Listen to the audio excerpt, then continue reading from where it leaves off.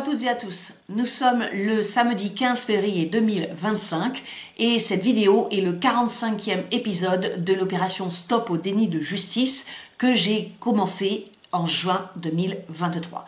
Et cet épisode va encore une fois avoir pour objet, pour sujet, le vice-président du tribunal administratif de Châlons-en-Champagne qui s'appelle Olivier Nizet et contre qui j'ai porté plainte pour déni de justice déjà à 2 reprises et qui a lui-même porté plainte contre moi pour diffamation. Alors, avant de vous expliquer pourquoi j'étais de nouveau dans la nécessité de parler de cet individu, eh bien, je voulais rappeler brièvement les 3 objectifs de cette opération que j'appelle Stop au déni de justice. Le premier objectif, tout à fait égoïste, c'est que ça me sert en quelque sorte de journal de bord, c'est-à-dire le fait de réaliser ces vidéos et le fait de les publier sur ma chaîne et donc de les archiver, c'est comme une trace, vraiment, des archives du combat que je mène depuis maintenant plus de 8 ans. Le deuxième objectif, c'est que avec ces vidéos et avec les courriels d'interpellation qui vont avec, ce que je veux, c'est exposer au grand jour et expliquer le déni de justice dont je suis victime de la part de quelques membres des 2 juridictions administratives auxquelles je me suis adressée depuis 2017, justement pour faire sanctionner le délit de harcèlement moral professionnel que j'avais subi et combattu dans le rectorat de l'Académie de Reims depuis le 1er juillet 2016. Et donc, ces quelques membres des 2 juridictions administratives auxquelles je me suis adressée pour obtenir justice, eh bien, il n'y en a pas beaucoup, il y en a 6, que vous voyez à présent dans le trombinoscope que je vous montre à l'écran. Donc, à gauche du trombinoscope, vous avez 3 hommes. Donc, Alain Poujade, c'est l'ancien président du tribunal administratif de Châlons-en-Champagne, dans la Marne. Et les 2 actuels vice-présidents de ce tribunal sont Antoine Deschamps et Olivier Nizet. Alors, Alain Poujade, il était président du TA de Châlons-en-Champagne jusqu'en avril 2024. Et puis, à la suite d'une petite visite d'inspection du chef du Conseil d'État, Didier Roland-Tabuteau, eh bien, Alain Poujade a été muté à Rennes. Donc, il faut que je remercie M. Tabuteau pour cela. Ensuite, dans le trombinoscope, vous avez 2 personnes dont je n'ai pas de photo pour l'instant. Donc, ce sont deux hommes qui travaillent comme juges à la Cour administrative d'appel de Nancy. Donc, il y a Éric Mess, qui est premier conseiller actuellement, et il y a Christophe Wurtz, qui est président de la 3e chambre. Et donc, parmi ces 5 individus, c'est-à-dire Alain Poujade, Olivier Nizet, Antoine Deschamps, Éric Mess et Christophe Wurtz, j'ai porté plainte pour déni de justice contre ces 5 individus. Ces 5 individus, voilà. Avec des succès divers, mais ce n'est pas le lieu d'en parler pour l'instant. Et puis, les 2 personnalités qui se trouvent à droite du trombinoscope, donc une femme qui s'appelle Brigitte Fémolan et un homme qui s'appelle Didier Roland-Tabuteau.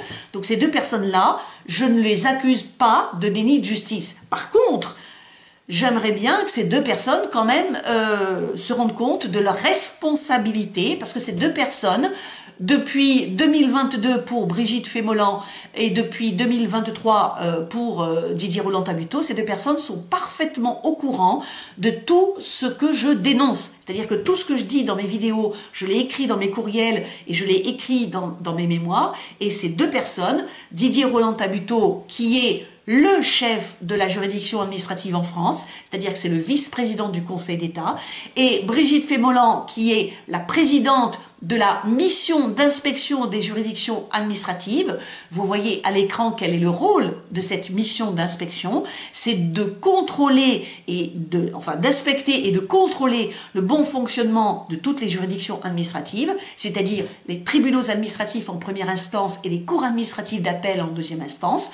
Donc, Madame Brigitte Fémolan est au courant des dysfonctionnements que je lui signale au théâtre Châlons-en-Champagne et à la CA de Nancy depuis juin 2022 et encore plus depuis juin 2023, puisque c'est là aussi que j'ai commencé à envoyer des courriels d'interpellation, notamment en direction de personnalités du Conseil d'État. Et donc, M. Didier Roland-Tabuteau, il est aussi au courant de mon dossier, de mes dossiers et des signalements de déni de justice que je fais régulièrement. Parce que j'estime que c'est mon devoir et puis en plus, ça me porte préjudice. Alors, le troisième objectif de cette opération Stop au déni de justice, c'est d'inviter justement les personnalités dans la juridiction administrative ou dans la juridiction pénale ou dans les médias, puisque je mets en copie dans mes courriels d'interpellation énormément de journalistes, c'est donc d'inviter ces personnes à prendre leurs responsabilités pour faire cesser le déni de justice que je subis. Parce que c'est totalement scandaleux. C'en est arrivé à un point, et notamment avec justement le dernier juge prévaricateur contre qui j'ai porté plainte, c'est-à-dire Christophe Wurtz, c'en est arrivé à un point où c'est hallucinant, hallucinant de violation de la règle de droit, de la propre juridiction administrative. Voilà. Et donc voilà les trois objectifs que je voulais vous rappeler pour cette opération que j'ai commencée il y a plus d'1 an et demi maintenant, en juin 2023. Alors, le sujet de cet épisode, eh bien, c'est encore et toujours, jusqu'à ce qu'il soit sanctionné de toute façon, c'est encore et toujours donc Olivier Nizet. Mais avant de parler de lui, comme j'aime beaucoup la géographie, je voulais juste vous montrer où tout ça se passe quand même, parce que ça permet de se situer dans l'espace. Donc je vous montre une carte de France avec les différentes juridictions administratives. Donc moi j'habite dans le Grand Est, la région du Grand Est. Vous voyez maintenant là, cette région du Grand Est qui est composée de 10 départements, et ces 10 départements sont répartis en 3 académies, donc ça c'est la catégorisation de l'éducation nationale. Donc moi je suis dans le département de la Marne qui, vous le voyez, appartient à l'académie de Reims. Au milieu c'est l'académie de Nancy-Metz et à droite c'est l'académie de Strasbourg qui est la plus petite. Et puis, je vous montre maintenant le département de la Marne, avec 2 villes principales pour les juridictions judiciaires et administratives. Donc c'est la ville de Reims, qui comporte à la fois un tribunal judiciaire et un tribunal administratif, et puis une cour d'appel, judiciaire, mais pas de cour d'appel administrative. Et la ville donc de Châlons en Champagne. Donc dans cette ville, il y a à la fois un tribunal judiciaire et un tribunal administratif. Voilà, tout ça c'était pour poser le décor. Alors, monsieur Olivier Nizet. Donc, je crois que je n'ai jamais parlé de sa carrière. Alors, très brièvement, monsieur Nizet a été nommé en juin 1998 au premier grade, le tout premier grade dans la juridiction administrative, c'est-à-dire il est conseiller du corps des tribunaux administratifs et cours administratives d'appel.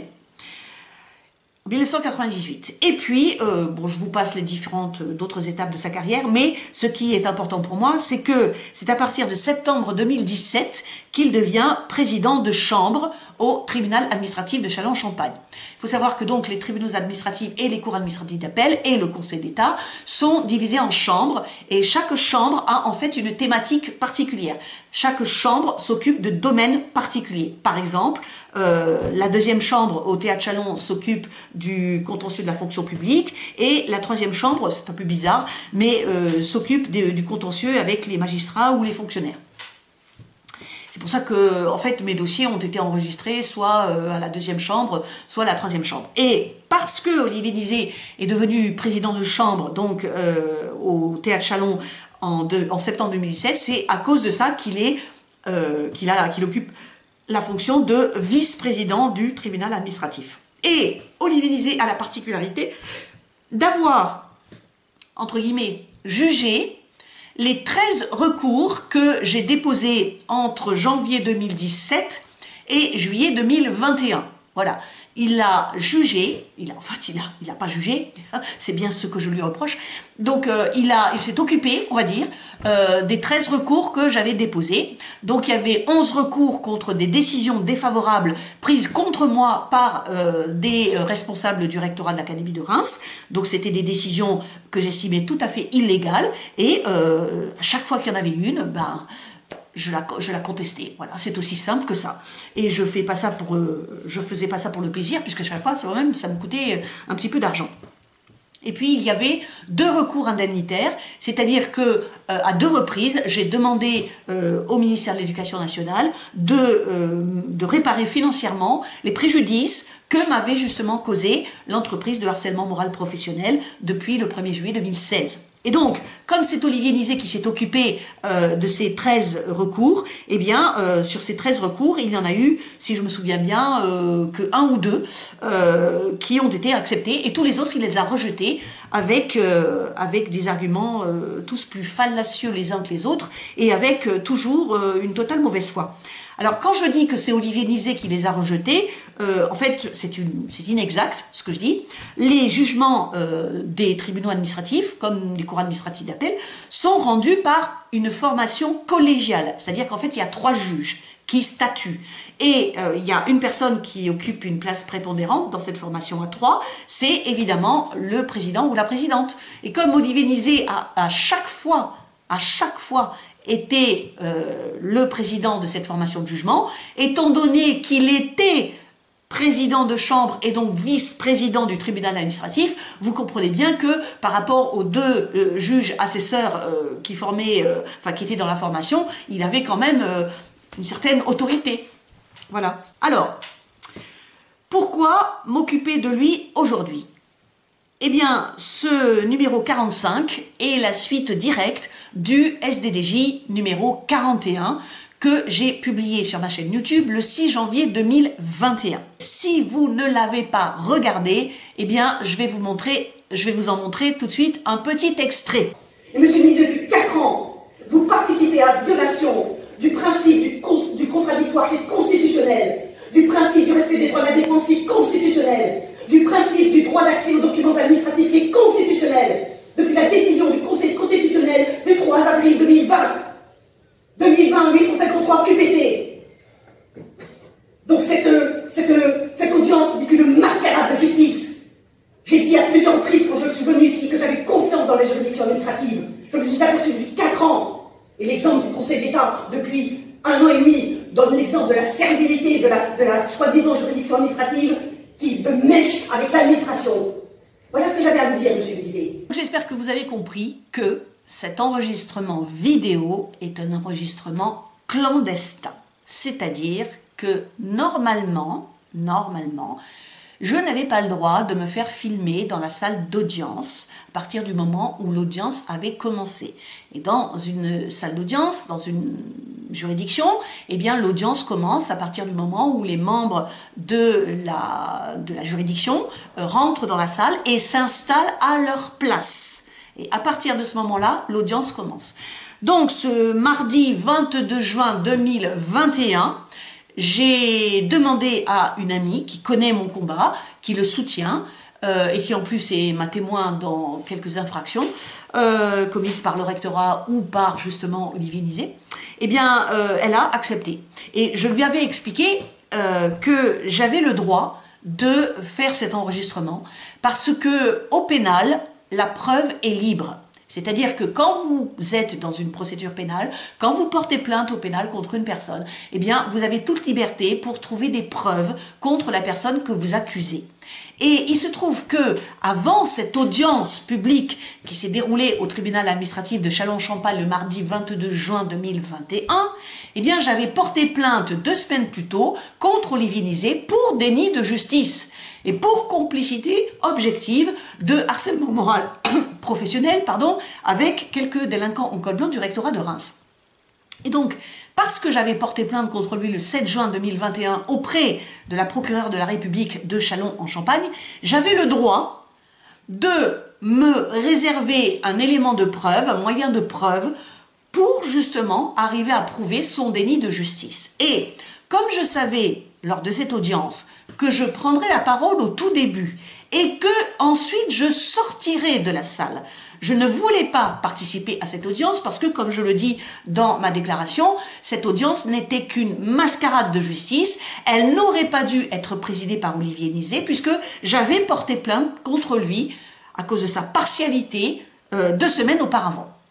Donc, j'ai demandé à une amie de me filmer et bien sûr, je lui avais expliqué cette histoire de au pénal, la preuve est libre et je lui avais bien dit de ne filmer que moi et de ne filmer que ma déclaration, ce qu'elle a fait bien sûr. Mais j'avais aussi près de moi un micro-enregistreur et je me suis enregistrée pour avoir le texte, pour avoir la totalité de mes propos. Donc en fait, après le 22 juin 2021, je disposais d'un enregistrement audio et d'un enregistrement vidéo et mon but principal était de pouvoir retranscrire la totalité de ma déclaration. Parce que même si j'ai une bonne mémoire et même si j'avais le plan dans la tête de ma déclaration, je savais très bien que je ne pourrais pas me souvenir de tous les mots que j'avais prononcés. Or pour moi, il était important que tous les mots que je prononcerai en m'adressant à Olivier Nizet soient sauvegardés. Donc ces deux enregistrements m'ont permis de faire une transcription intégrale et précise de ma déclaration qui a duré 6 minutes. Et je redis à chaque fois que pendant ces 6 minutes où j'ai parlé dans la salle, personne ne m'a interrompu, et surtout pas Olivier Nizet, parce que vous ne le voyez pas à l'écran, évidemment, mais il était en face de moi sur son estrade, et comme c'était pendant la tyrannie covidiste, eh bien, ils avaient tous et toutes la muselière jusqu'aux yeux, donc Olivier Nizet baissait la tête, il baissait les yeux, et pendant les 6 minutes, il n'a pas relevé la tête. Donc, vous connaissez l'adage qui ne dit mot consent, vous en tirez les conclusions. Et dans la salle au total, il y avait une vingtaine de personnes qui m'ont écouté, et là encore, personne ne m'a interrompu. Et lorsque je suis sortie de la salle, j'avais envisagé la possibilité d'être, arrêtée par un agent de sécurité. Rien ne s'est passé, donc je suis sortie tranquillement de la salle, et mon ami m'a suivi de près. Donc, l'objectif, encore une fois, de ces enregistrements, l'objectif principal, c'était pouvoir retranscrire la totalité de mes propos. Lorsque j'ai fait cette transcription, eh bien, je l'ai communiqué à Olivier Nizet. Parce que, je le redis aussi, je ne fais jamais les choses dans le dos. Et lorsque je fais quelque chose, eh bien, je produis le résultat à la personne que j'interpelle. Donc, 3 jours après cette audience publique du 22 juin 2021, le 25 juin, j'ai adressé à Olivier Nizet, au greffe du tribunal administratif de Châlons-Champagne, ce qu'on appelle une note en délibéré.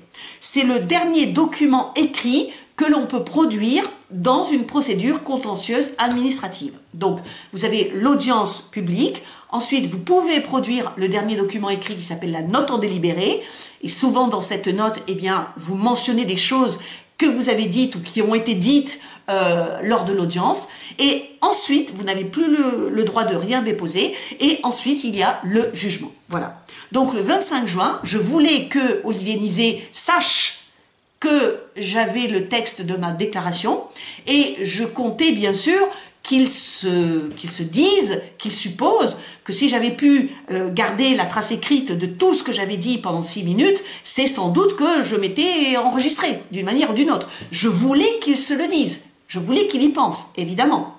Et je lui ai de nouveau fourni le texte de ma déclaration le 1er juillet 2021, parce que ce jour-là, j'ai envoyé un courriel à la procureure de la République de Châlons-Champagne, donc qui s'appelait, puisqu'elle n'est plus là, qui s'appelait Madame Ombéline Mahusier. Donc, je vous ai dit, j'avais déjà porté plainte auprès de cette procureure contre Olivier Nizet le 7 juin 2021, et comme elle ne m'avait pas donné de nouvelles, eh bien, je lui ai réécrit, je lui ai envoyé un courriel, cette fois-ci, le 1er juillet 2021. Et dans ce courriel, je lui ai donné le texte de ma déclaration publique du 22 juin 2021. Et ce courriel que j'ai envoyé à la procureure, eh bien, je l'ai ensuite transféré au tribunal administratif de Châlons-Champagne parce que je voulais que Olivier Nizet soit au courant de mes signalements à la procureure de la République. Voilà. Donc, Olivier Nizet, avec ces 2 envois que j'ai faits, le 25 juin puis le 1er juillet, devait, et c'était mon but, devait se dire que je m'étais enregistré par un moyen audio pour conserver une trace de ma déclaration. Je voulais qu'il se le dise. Et donc, j'ai attendu les jugements du tribunal. Donc, je répète, la formation de jugement qui est composée de 3 juges présidés par Olivier Nizet. Donc, c'est pour ça que je limite le rôle de cette formation de jugement à celui d'Olivier Nizet. Donc ces jugements ont été rendus le 6 juillet 2021. Il y en a eu 5 parce que à l'époque, j'avais encore 5 recours qui étaient en instance au tribunal administratif de Châlons-en-Champagne. Donc, pendant l'audience publique du 22 juin 2021, après avoir parlé pendant 6 minutes, comme je vous l'ai dit, je suis sortie de la salle. Je vous souhaite une bonne fin de matinée, messieurs, dames. Au revoir. Donc je n'ai pas assisté à ce qui s'est dit après moi, mais je savais qu'il y avait 5 recours, mais 5 recours devaient être examinés. Et parmi ces 5 recours, il y avait pour moi bien sûr le plus important, puisqu'il y avait le recours en excès de pouvoir que j'avais déposé pour faire annuler la première révocation que j'avais subie en août 2019. Donc, les 5 jugements, eh bien, je vous en montre un à l'écran. C'est évidemment celui qui annule ma révocation de 2019. Alors, je vous avoue que, je m'y attendais pas. Franchement, je ne m'y attendais pas parce que j'étais tellement, entre guillemets, habituée à la partialité manifeste et flagrante et persistante de Olivier Nizet contre moi que je ne m'attendais pas que la formation de jugement qu'il présidait allait annuler la première révocation. Et il a, encore une fois, la formation de jugement qu'il présidait, a conclu que l'arrêté de la révocation de 2019 était insuffisamment motivé et que donc c'était un vice de forme, en quelque sorte. Voilà. Donc j'ai quand même été super contente, faut pas le cacher, ce 6 juillet 2021 en lisant donc ces jugements. Alors par contre, les 4 autres jugements, eh bien ça ne m'a pas étonné parce que ils ont tous été rejetés, bien sûr. Et pour certains d'entre eux, je me suis, comme on dit, pourvue en appel, c'est-à-dire que j'ai fait une requête en appel à la Cour administrative d'appel de Nancy. Pas pour l'ensemble, parce que j'avais quand même des difficultés financières, mais pour certains qui me paraissaient importants. Alors, dans ces jugements, je vais vous montrer un extrait qui pose 2 problèmes, mais je ne m'en suis pas aperçue tout de suite. Donc, voici l'extrait. Dans les jugements, avant que vous voyez avant que le tribunal explique ses arguments pour prendre sa décision, vous avez très très succinctement, vous avez mention de ce qui s'est passé des personnes, plutôt de l'identité des personnes qui sont intervenues pendant l'audience publique. Et là donc, ce que vous voyez à l'écran, c'est que la greffière, qui s'appelle Madame Masson, que je connais, avec qui j'ai parlé, la greffière aurait rédigé un procès verbal d'audience au cours de laquelle sont intervenus la rapporteure publique et l'avocat du rectorat de l'Académie de Reims. Voilà. Donc là, normalement, il y a quelque chose qui vous saute aux yeux, c'est que, il n'y a pas mon nom. Donc, moi, je n'ai pas parlé. Moi, je n'étais pas là. C'est ce que une personne qui n'aurait pas assisté à l'audience publique du 22 juin 2021 et qui lirait ce jugement, la personne conclurait cela. Je n'étais pas là. Je n'ai pas pris la parole parce que je n'étais pas là. Voilà. Donc, ça s'appelle une occultation. Ça s'appelle une invisibilisation. Ça veut dire que ma prise de parole, elle est passée à la poubelle. C'est aussi simple que ça. Donc ça, c'est le premier problème. Et le deuxième problème, c'est que on nous dit qu'il y a une greffière, Madame Masson, qui a rédigé un procès verbal d'audience. Mais Madame Masson, elle était, pendant que j'ai parlé pendant 6 minutes, elle était en face de moi, à ma droite. Elle m'a vu, Madame Masson. Donc comment peut-elle avoir rédigé un procès verbal d'audience régulier, on va dire, et avoir omis ma présence alors que j'étais là et que j'ai parlé pendant 6 minutes? Donc, vous voyez, il y a un double problème, c'est que premièrement, ma prise de parole est invisibilisée, et que deuxièmement, je me pose la question, est-ce qu'il existe vraiment un procès verbal d'audience? Parce que, il faut vous dire que depuis que je fréquentais les audiences du tribunal administratif de Châlons-en-Champagne, eh bien, j'avais remarqué qu'il n'y a jamais de compte-rendu d'audience. Jamais. C'est-à-dire que le greffier ou la greffière est toujours présent, il y a toujours une personne au poste de greffier ou greffière, mais à chaque fois que j'étais là, je les vois, ils ne prennent jamais de notes. Jamais. Donc, comment est-il possible que des gens qui ne prennent jamais de notes rédigent un procès verbal d'audience? Et en plus, j'ai étant donné que ça m'étonnait quand même, et ça me choque un peu, beaucoup même. Donc j'ai demandé à 2 reprises, à 2 greffières différentes, j'ai posé la question, mais est-ce que ça vous arrive de faire un compte-rendu d'audience? Et donc, à 2 reprises, la réponse a été non, nous ne faisons jamais de compte-rendu d'audience. Donc, quand je vois la mention dans ce jugement, et dans les 5, cet extrait que je vous montre, c'est le même dans les 5 jugements. Donc, quand je vois la mention que la greffière a rédigé un procès-verbal de l'audience, eh bien, franchement, je me dis que c'est pas vrai. C'est tout, c'est ce que je me dis. Donc, il y a un double problème.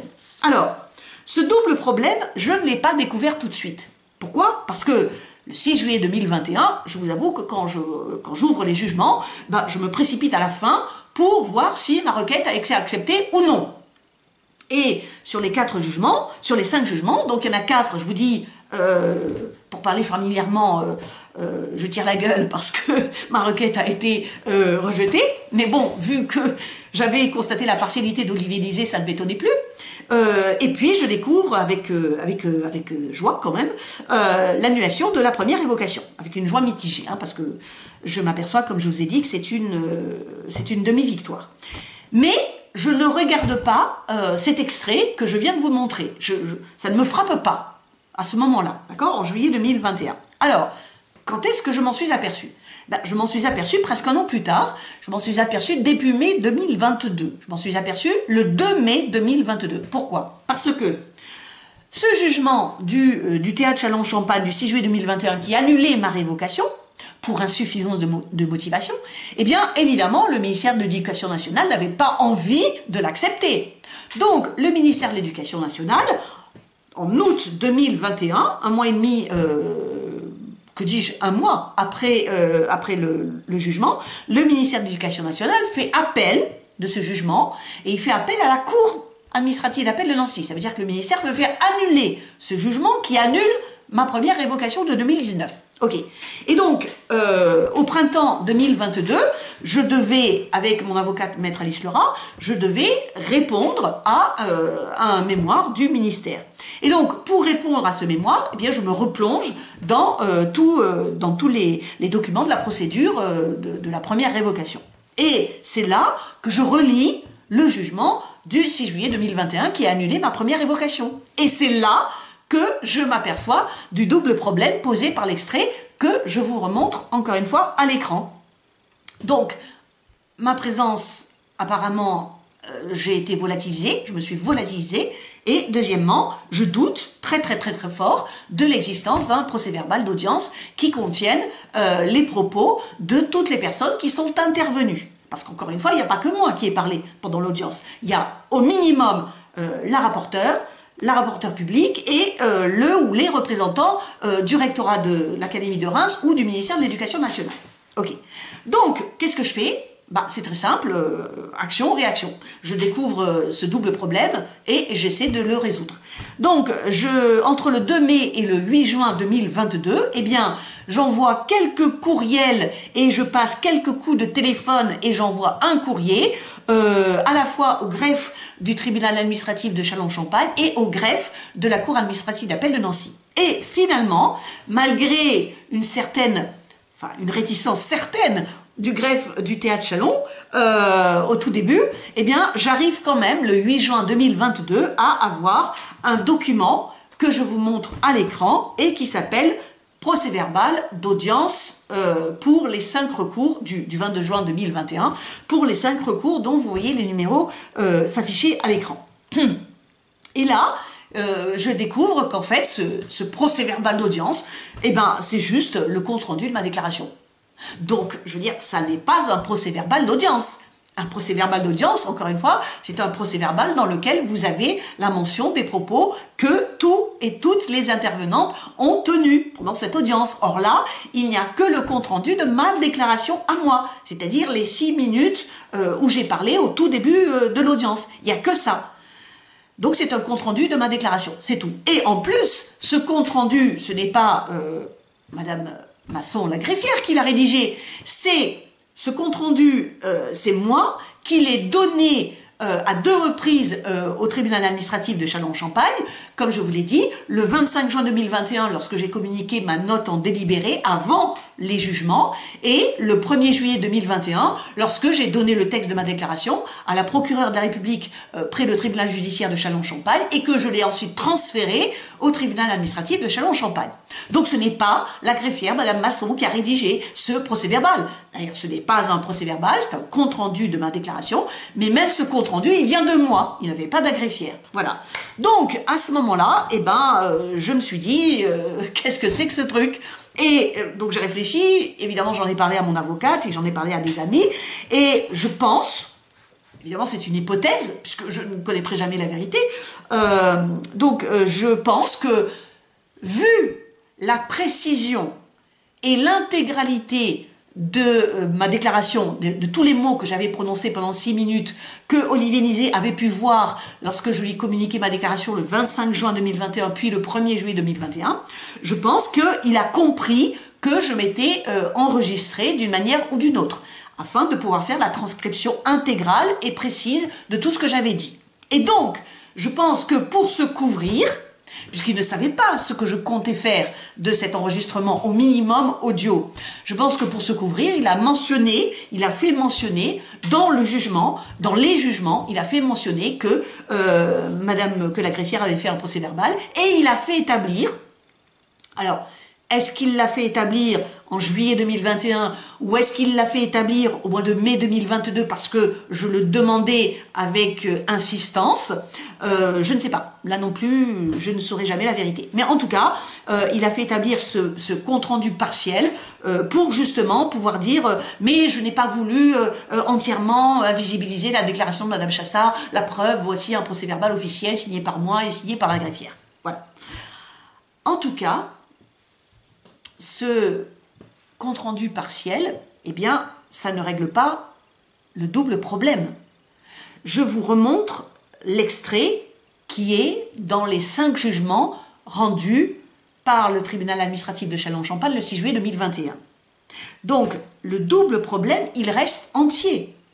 D'une part, ma prise de parole est occultée. Elle a disparu. Ce n'est pas possible. Parce que d'autre part, il est mentionné que la greffière, je veux dire, c'est son rôle, c'est une responsabilité, il est mentionné que la greffière a fait un compte-rendu d'audience. Donc ce n'est pas possible de dire d'un côté, la greffière fait un compte-rendu d'audience, et de l'autre côté, faire disparaître les 6 premières minutes de l'audience pendant lesquelles je parle. Ce n'est pas possible. Donc, pour moi, ce n'est pas une erreur, c'est une omission volontaire de ma prise de parole. Et deuxièmement, donc c'est un mensonge par omission. Et deuxièmement, c'est un mensonge par action, puisque, comme je vous l'ai montré, Madame Masson n'a pas rédigé un procès-verbal de l'audience, de l'audience complète du 22 juin 2021.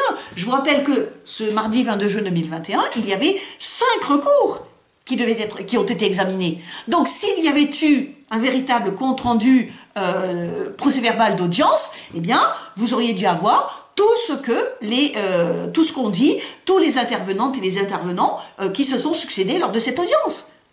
Voilà. Donc, il n'existe pas de véritable procès-verbal de l'audience publique du 22 juin 2021. Donc, c'est un mensonge par action.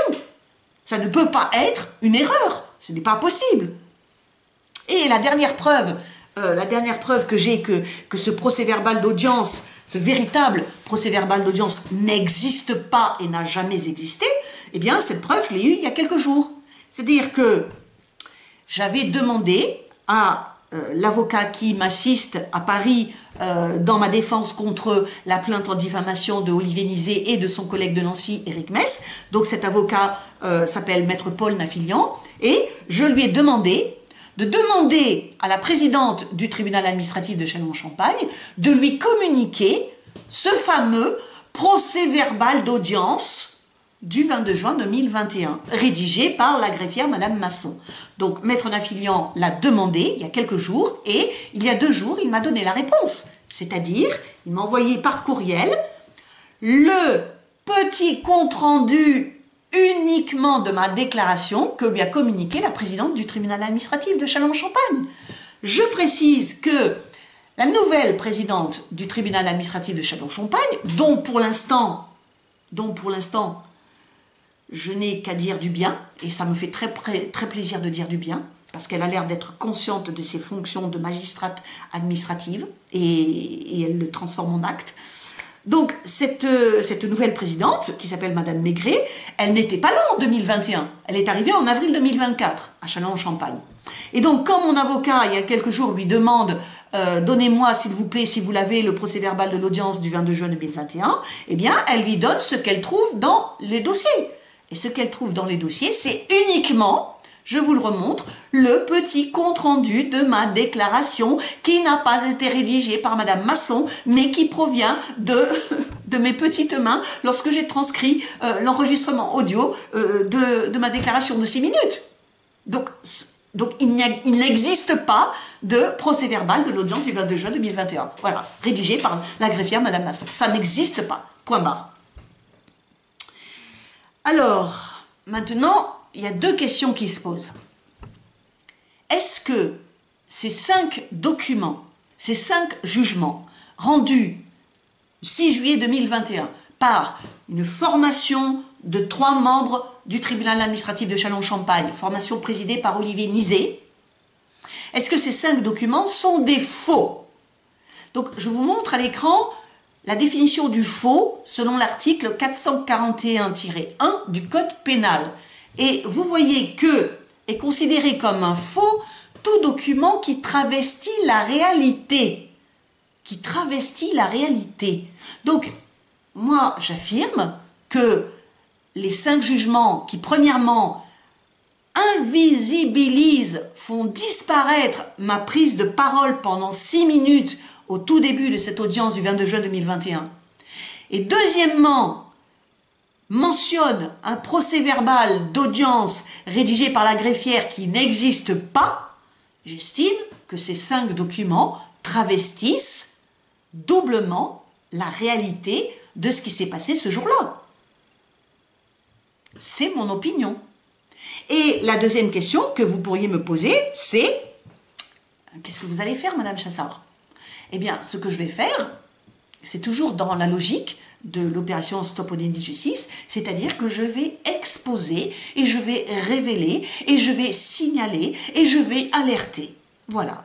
Donc, je vais faire dans les prochains jours, lorsque j'aurai publié cette vidéo sur ma chaîne YouTube, je vais faire un petit courriel à la procureure de la République près le tribunal judiciaire de Châlons-en-Champagne qui s'appelle Annick Brown et qui l'année dernière a classé sans suite et sans enquête et sans convocation ma plainte pénale contre Olivier Nizet pour déni de justice. Donc, je vais signaler à Madame Annick Brown, eh bien, cette double irrégularité dans les jugements rendus le 6 juillet 2021. Et lorsque j'aurai signalé cela à Madame Annick Brown, ainsi qu'à sa supérieure hiérarchique, la procureure générale près la cour d'appel de Reims, qui s'appelle Madame Dominique Laurence, eh bien, lorsque j'aurai fait cela, je vais faire un deuxième signalement à une personne dont je vous ai parlé au début de la vidéo.